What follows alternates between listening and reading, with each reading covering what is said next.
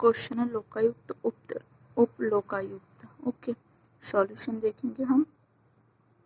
इसमें बोला गया है कि लोकायुक्त और उप लोकायुक्त के सूची को मिलान करना है कि कब कब स्थापना हुई थी। ओके, तो लोकायुक्त उप लोकायुक्त क्या है, इसके बारे में हम जानकारी लेते हैं।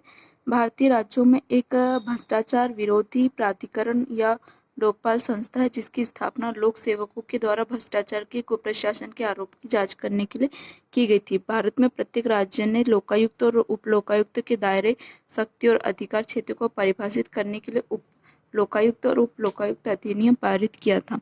तो महाराष्ट्र में हमने 1971 में दिखाई देता है, सबसे पहले महाराष्ट्र में दिखाई दिया गया था, और फिर है यूपी में 75 में, और हिमाचल प्रदेश में 83 में, और ये पंजाब में 96 में लोकायुक्त उप लोकायुक्त दिखाई देते हैं। लोकायुक्त संस्था अवलोकन, जैसे लोकायुक्त स्वीडन जैसे स्केडियो वीआई देशों में प्रचलित लोकपाल प्रणाली पर आधारित है।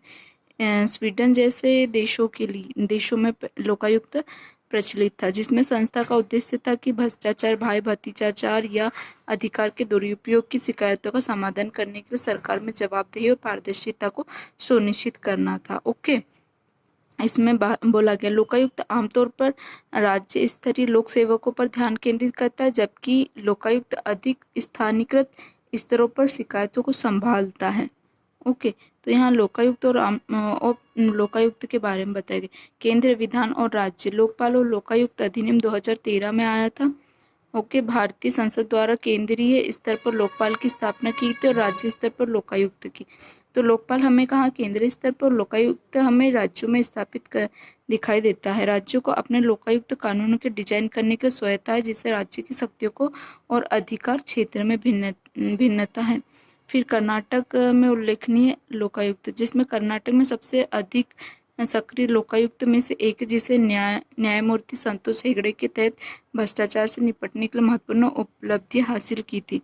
कुछ राज्यों जैसे तमिलनाडु ने लोकपाल और लोकायुक्त अधिनियम 2013 के बाद ही लोकायुक्त अधिनियम अधिनियमित किया था। तो यहाँ पे हमें दिखाई देता है कि कुछ राज्यों में लोकायुक्त है, कर्नाटक में सबसे अधिक सक्रिय है, और तमिलनाडु में लोकपाल लोकायुक्त 2013 के बाद ही लोकायुक्त अधिनियम अधिनियमित किया गया था। तो यहाँ पे हमें दिखाई दिया था क्रमानुसार कि हमें व्यवस्थित करना था, तो जिसमें 4 राज्य दिए थे। ओके।